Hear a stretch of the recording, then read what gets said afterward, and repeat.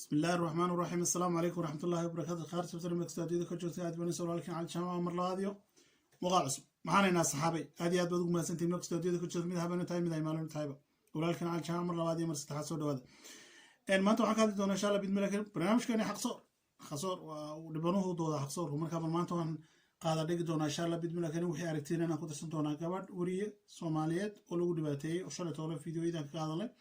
أو براب الشد اللغة هذا ليه إن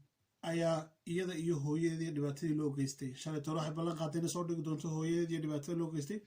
maanta tiibaan yar falaqayn doontaan insha Allah bidmillah karim maadaama inagu nahay dad cadaalad jecel wanaagana jecel insha Allah bidmillah karim marka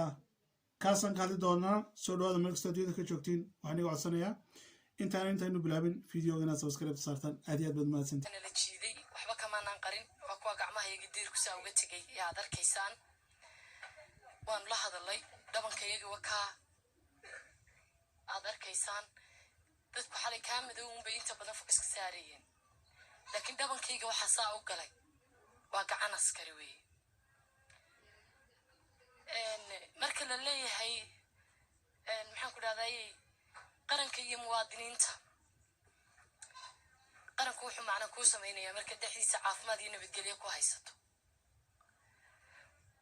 laakiin anigu aabamelihi hooyaday agoonnimo igu soo korisay way xanuunsanaysaa muddooyinkii ugu dambeeyeyna way bugtay hortayda inta dhagaha la qabtay iyo timaha fiiljib lagu garaacay madaxeeda waxaa ka sarreeya waa barar adduunyada markay cadaaladda markuu ay dhimato dariiqadana la maraa gabadhani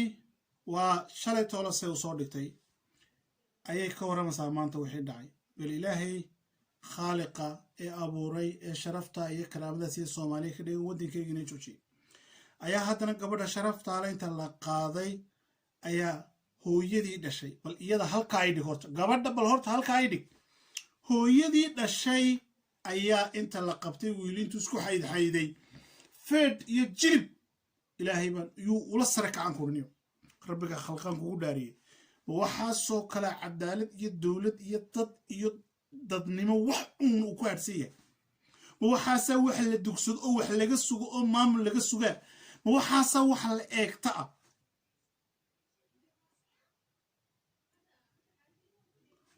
hooyo maxaa malaysaa hooya inanteediyo inay yarintu beerka kaga fadhiistay laag la dhacayo ayaa intay gaarigeeda iskaga dhex jirta seexanaysa intay soo booday ku dhagaysaa Soomaa sidoo ula dagaalamaa hooyo abooda uu hooyo u kula dagaalamay xaquu ka keenay waa dulinimo iyo daciifnimo ku jirta weey waxa weeyaan rajo aanu lahayn waxa weeyaan cabsi aanu ka qabin waxa uu shaqeynayo waa aqoon darro iyo jaahilnimo intaas markuu isku darsaday ayuu intuu gabadhii Soomaaliyeed intuu soo qabtay dhulka dhigtay markaas hooyadeena intuu ku daray madax dhulka la dhacay waa la daawanayaa waliba dariis buu ku sitaa cadaalad baa laga raadinaya waa askari baa waliba inoo leeyahay ka war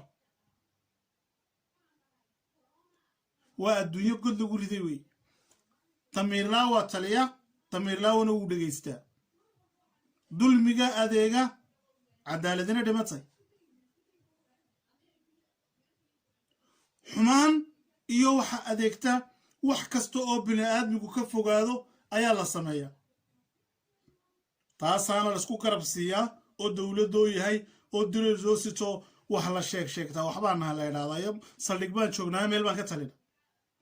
meesha ma waxaad uga talisaa hablaha diin inaad jirkooga bijirdisho ilaahay baan inagu dhaariyay inanta sidana malbaxaad u malaynaysaa nabrada jirkayga ku yaalana waa runteedii namada sokorta nabrada jirkayga ku yaalana toosisa dameer laawe dadnimadaadii aaway bahdil seed u daawataa diid akhi diid waxaanoo kale wixii laga dul qaadanay dad mahayna diidniyo diid ummadda Soomaaliyeed waxaan iska diida waxaan waa dulmiye ha qaadanina waxaanoo kale hooyada Soomaaliyeed hortayda inta dhagaha la qabtay iyo timaha fiiljib lagu garaacay madaxeeda waxaa ka sarreeya waa barar kii aanu dhakhtarka galnay iyo ilaa imikadaa way ma tagaysaa. waxa ugu badan ee aan saldhigga uga soo baxayna waa inaan hooyadii horta anigu dhakhtar la helo oo aanan hadhowtadii naftayda ku heersanin adaa jiilka kusii dhexayay. gebigayga waxaa nolola dhaqmay si ka baxsan adduunyada dhaqanka iyo maxaabiista saa loogula dhaqmo.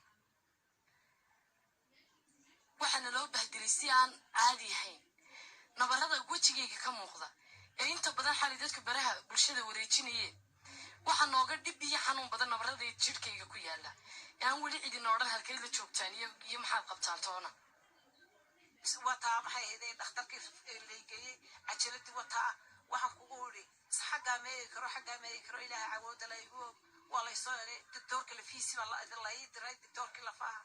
waxaan kugu idhi gaboosaa layla kula siiyey waxaan kugu idhi yacni ma dhaqaaqi karayo imikadaasaan dhaawacii ka xumahay subaxdii marka habeenkii marka sawjifi habeenka caawa waa suu ka imid cadceedda ilaahan soo saaraan ku dhaaftay 10 jeer baan xalay ma tagay 10 jeer haddaanay ka badnayn markayga horena waan xanuunsanayay waxaan haddaba idiin sheegaya dhalinyarada maxay ahayd warbaahintaan la hadlaya meeshan cadaalad ma jirto dowladnimo ma jirto been baynu isu sheegaynaynu ku kaftamaynaa waxaan idin leeyahay meelaha qaarkood yaan laydinku diline waar gaagaabsada meydka saldhigyada lagu xaraysta aqlada bixdooda la dhigtaa halka nalal galay oo biigi sharcigu yaalay ee buugu dhex yaalay buu ahaa Axmed Maxamuud